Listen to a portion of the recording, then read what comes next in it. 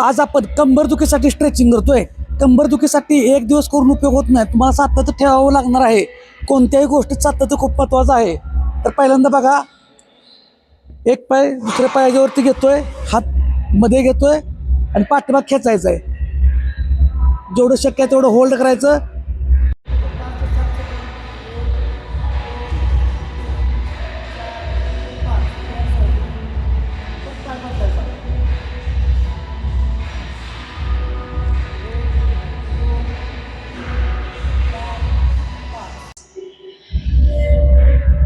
परत पाय बदलून किमान 7 ते 10 वेळा तर एका पायाला व्हायला पाहिजे.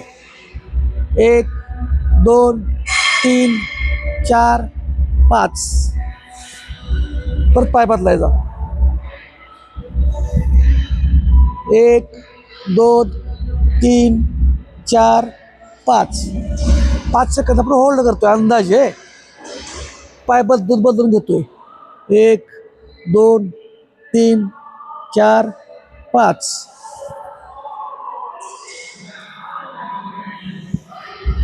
एक 2 3 4 5.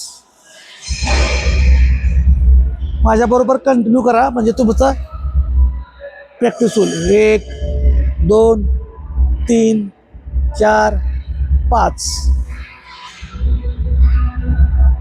परत लास्टच करूया. 1 2 3 4 5. तर अशा पद्धतीनं रोजच्या रोज वेगवेगळे स्ट्रेचिंगचे प्रकार करा, पण सातत्य पाहिजे. तुम्ही जर एकदाच केलं बंद केलं तर ते राहणार नाही. कमीत कमी 15 दिवस 20 दिवस 1 महिना सातत्य ठेवा. वेगवेगळे स्ट्रेचिंगचे प्रकार दाखवतो आपण कंबरदुखीसाठी, ते बघा आणि फॉलो करा. धन्यवाद.